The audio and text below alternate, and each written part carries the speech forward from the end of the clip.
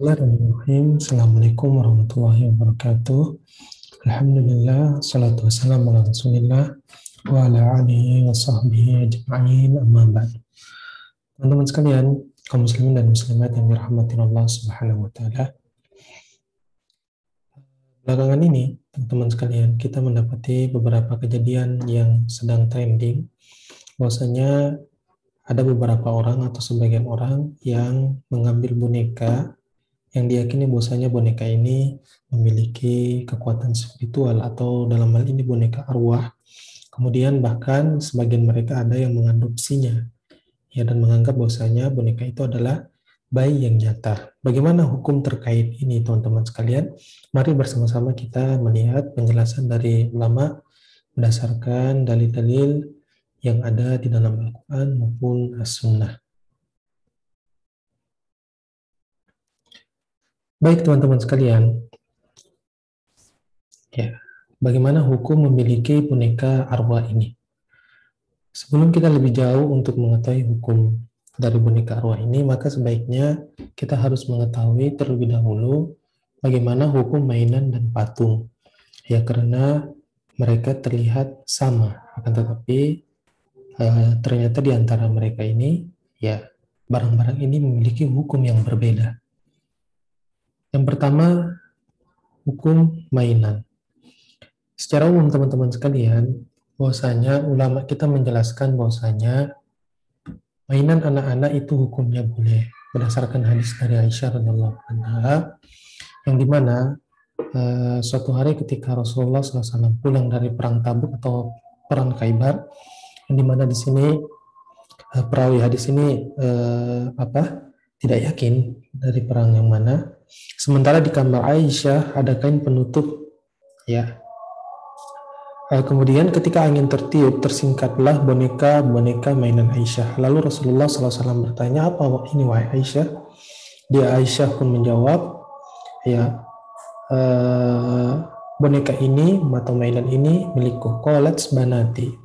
Wara'a bainahunna farashan janahani min riqa'in. Faqala ma hadzal ladzi ara wasqahunna. Ya, kemudian beliau Rasulullah alaihissalam melihat di antara boneka mainan itu ada boneka kuda yang punya dua helai sayap. Lantas beliau bertanya kepada Aisyah, yang aku lihat di tengah-tengah itu apa? Ya, apanya? Lantas beliau bertanya kepada Aisyah, ya, yang aku lihat di tengah-tengah itu apanya? Aisyah menjawab, kuda. Beliau bertanya lagi, apa itu yang di atas, yang ada pada bagian atasnya? Ma hadzal ladzi ara wasqahunna qalat farasun qala wa ma hadzal ladzi alaihi qalat janahani. Apa itu yang ada bagian atasnya? Aisyah menjawab, kedua sayapnya. Ya, kemudian Rasulullah alaihissalam ya mengatakan kuda punya dua sayap. Ya, Aisyah menjawab, tidakkah engkau pernah mendengar bahwa Nabi Sulaiman mempunyai kuda yang memiliki sayap? Beliau pun tertawa hingga aku melihat gigi beliau. Ya, dari hadis ini teman-teman sekalian, secara umum ya, ulama kita menghukumi bahwasanya mainan itu boleh hukumnya dengan beberapa syarat. Ya, dengan beberapa syarat. Syarat yang pertama, bahwasanya di antara syaratnya adalah bahwasanya boneka tersebut tidaklah boleh sampai sama persis dengan bentuk makhluk yang bernyawa. Ya, karena sekarang teman-teman sekalian ya banyak yang dijual boneka itu sudah persis dengan manusia, rambutnya atau bahkan tingginya. Ya, kemudian bersuara, di dalamnya ada musik, ya tentu saja ini tidak diperbolehkan. Ya, kalau memang itu sudah sangat mirip dengan manusia atau makhluk hidup, ya maka untuk kehati-hatian ya bisa dihilangkan kepalanya, ya, atau kepalanya bisa diberikan sesuatu yang panas sehingga mukanya itu tidak lagi tampak terlalu jelas, ya, bentuk kepalanya. Ya, karena kalau kepalanya sudah tidak ada, ya maka ini tidak menunjukkan kalau dia memiliki makhluk yang bisa mempunyai ruh. Adapun kalau mainannya itu teman-teman sekalian ya, dia seperti bagian yang tidak utuh atau tidak sama persis. Seperti yang digambar ini ya. Ya, ini kan meniru domba, tapi tidak mirip. Ya, domba warnanya biru. Ya, dan tidak terlalu mirip. Atau seperti tadi ada di Aisyah radhiyallahu anha, boneka kuda tapi tidak terlalu mirip, kemudian ada sayapnya. Dan ini insya Allah tidak mengapa. Ya, ini kami ringkas dari fatwa Syekh Utsaimin rahimahullah. Tapi teman-teman sekalian, sekarang kita beralih bagaimana dengan hukum patung itu sendiri, yang hukum yang berkaitan dengan patung.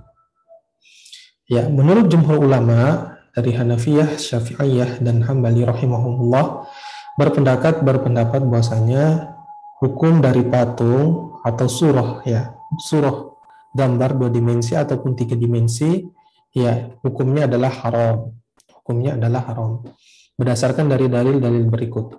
Ya, dalil yang pertama dari hadis Aisyah radhiyallahu anha, bahwasanya Rasulullah SAW datang dari suatu safar, ya, dan aku ketika itu menutupi diri dengan kain tipis milikku di atas lubang angin pada tembok. Lalu di kain tersebut terdapat gambar-gambar. Ketika Rasulullah SAW melihat hal itu, beliau merobeknya dan bersabda, sesungguhnya yang paling berat siksanya pada hari kiamat adalah mereka yang membuat sesuatu yang menandingi ciptaan Allah. Asyaddun nasi 'adzaban yaumil qiyamah alladzina yudahuna bi khalqillah. Ya, kemudian Aisyah mengatakan, akhirnya kami menjadikan kain tersebut menjadi 1 atau 2 bantal. Kemudian hadis yang selanjutnya, teman-teman sekalian, inna ashab hadhihi suwar yaumil qiyamati yu'adzibun fayuqalu lahum ya ahyu ma khalaqatum. Sungguhnya pembuat gambar ini akan disiksa pada hari kiamat. Dikatakan pada mereka, hidupkanlah apa yang telah kalian ciptakan. Ya, tentu saja mereka tidak mampu menciptakannya. Kemudian hadis yang selanjutnya, inna asyaddan nasi 'adzaban indallahi yaumal qiyamah al-musawwirun. Sesungguhnya orang yang paling berat siksanya di sisi Allah pada hari kiamat adalah al-musawwirun, pembuat gambar. Ya, dari hadis ini teman-teman sekalian, dari beberapa dalil ini menunjukkan bahwasanya hukum membuat gambar dan patung yaitu adalah haram. Ya, mengapa? Karena yang pertama, teman-teman sekalian, ini menandingi Allah Ta'ala Subhanahu wa Ta'ala dalam menciptakan. Ya, disebutkan nanti yang mereka yang gambar itu akan dimintai untuk meniupkan ruh, tentu saja mereka tidak akan bisa melakukannya. Kemudian sebab yang kedua, bahwasanya teman-teman sekalian, ya, membuat patung ini bisa menjadi salah satu sebab-sebab atau wasilah berlebih-lebihan kepada sesuatu selain dari Allah Subhanahu wa Ta'ala. Ya. Apatah lagi kalau patungnya ini adalah patung orang yang soleh atau seorang tokoh. Ya, sebagaimana yang terjadi umat Nabi Nuh alaihissalam, awalnya mereka membuat patung orang soleh sebagai bentuk penghargaan, penghormatan. Tetapi lama-kelamaan justru patung tersebut menjadi berhala dan mereka sembah dan jatuh dalam kesyirikan, dosa besar. Kemudian teman-teman sekalian, tujuannya adalah untuk tidak menyerupai orang musyrikin, yang dimana orang-orang musyrikin itu mereka menyembah, ya, meyakini terhadap patung-patung yang memiliki sebuah kekuatan. Ya. Kemudian teman-teman sekalian, yang dimaksudkan dalam hal ini adalah, ya, untuk patung, ya, ataupun gambar yang memiliki ruh manusia atau dan hewan. Adapun pada tumbuhan atau gambar pemandangan atau gambar alam, maka insya Allah tidak mengapa. Ya, maka tidak mengapa. Dan jika sesuatu itu teman-teman sekalian itu dihukumi haram, maka diharamkan juga untuk diperjualbelikan atau berbisnis dengannya. Ya, misalnya minuman keras haram, berarti tidak boleh dijual belikan. Babi haram, berarti tidak boleh dijual belikan. Hukumnya haram.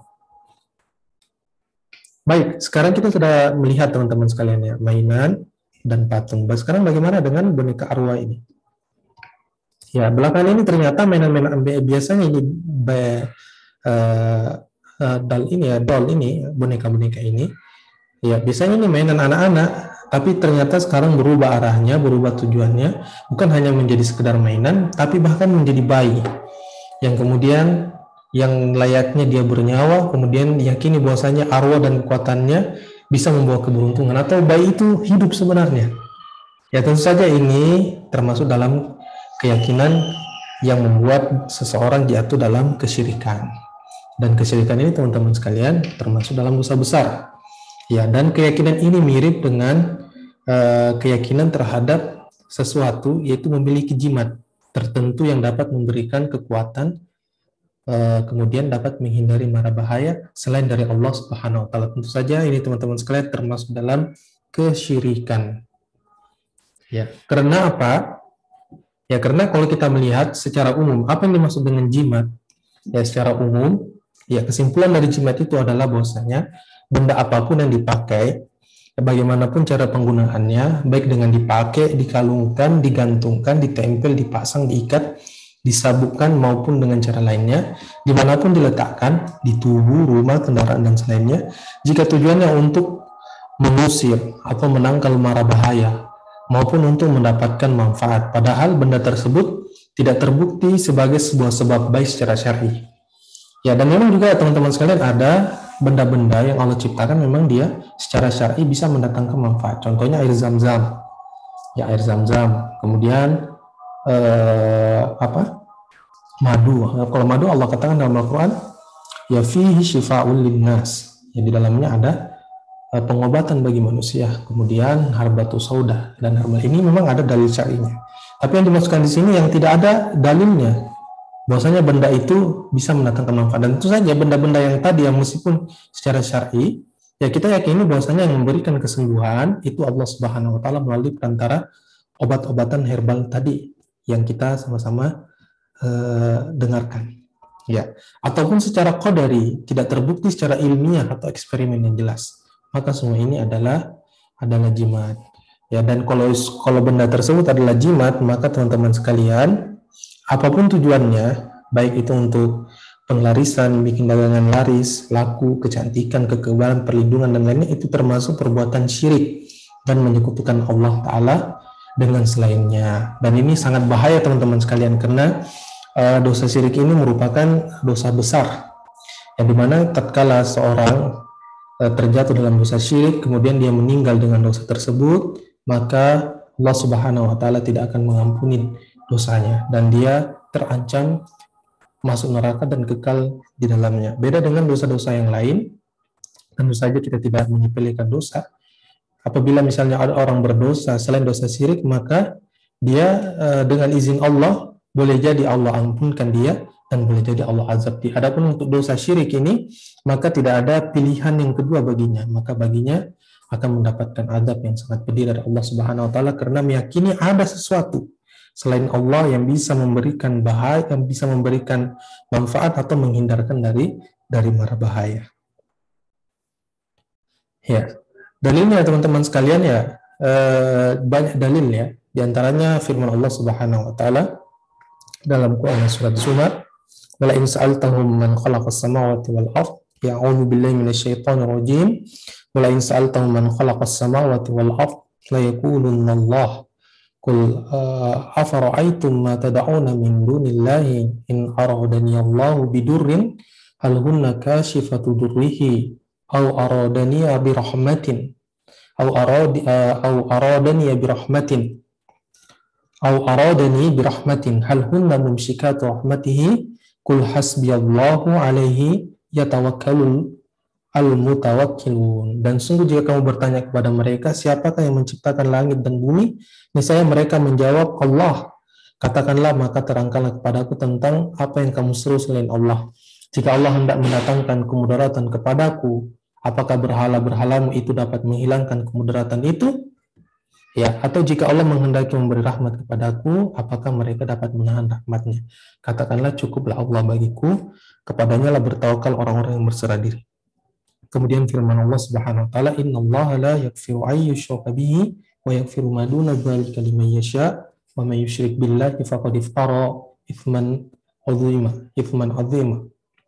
Sesungguhnya Allah tidak akan mengampuni dosa syirik, dan Dia mengampuni segala dosa selain syirik itu bagi siapa yang dikehendakinya. Barang siapa yang mempersekutukan Allah, maka sungguhnya telah berbuat dosa yang besar. Kemudian dalam hadis disebutkan dari Abdullah bin Mas'ud, ya teman-teman sekalian, radhiyallahu anhu, sami'tu Rasulullah sallallahu alaihi wasallam yaqul, "Innar ruqa wat tama'in wat tiwalata syirkun."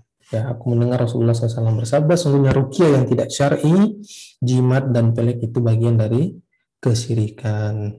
Sehingga teman-teman sekalian, kesimpulannya, ya hukum memiliki ya boneka arwah ini ya dengan keyakinan tadi, ya maka hukumnya haram.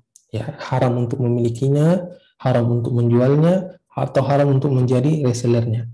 Ya, karena meyakini ada kekuatan selain dari Allah yang bisa memberikan manfaat atau yang menghindarkan dari mara bahaya, dan ini termasuk dalam kesyirikan dan termasuk dosa yang terbesar yang dimana pelakunya terancam akan masuk neraka dan kekal di dalamnya. Na'udzubillahi min zalik. Allahu taala a'lam. Kemudian saran kami teman-teman sekalian, ya, kita bisa melihat penyebab orang melakukan adopsi dari boneka arwah ini. Ya, jikalau pertama penyebabnya adalah karena ingin memiliki anak atau karena dia kesepian, ya bukankah dalam syariat agama ini disyariatkan untuk kaum muslimin dan kaum kaum muslimat untuk menikah dan memperbanyak keturunan. Ya, maka nasihat kami menikahlah, ya, menikahlah. Sebagaimana yang dinasihatkan oleh Rasulullah alaihi salatu wassalam. Ya, fa inni mukatsirukum al-umam, ya. Karena nanti Rasulullah alaihi wasallam akan berbangga-bangga dengan banyaknya umatnya. Ya, kemudian jikalau penyebabnya adalah karena belum dikaruniakan anak, maka bukankah masih banyak orang miskin, anak yatim piatu, dari kaum muslimin yang butuh bantuan, yang dimana tatkala seorang hamba memberikan bantuan kepada anak yatim tersebut, maka akan mendapatkan janji akan bersama dengan Rasulullah SAW di dalam surganya. Ya, dan teman-teman sekalian, kalau misalnya penyebabnya adalah karena belum juga punya anak, maka tidak punya anak bukan merupakan kehinaan. Ya, ya, bukan merupakan kehinaan. Bukankah Aisyah radhiyallahu anha ya tidak memiliki anak, akan tetapi beliau adalah salah satu penduduk surga dan beliau adalah ummul mukminin, ibu dari kaum mukminin. Saya kira demikian teman-teman sekalian. Lebih dan kurangnya mohon dimaafkan. Subhanakallahumma bihamdika asyhadu an la ilaha illa anta astaghfiruka wa atubu ilaik. Assalamualaikum warahmatullahi wabarakatuh.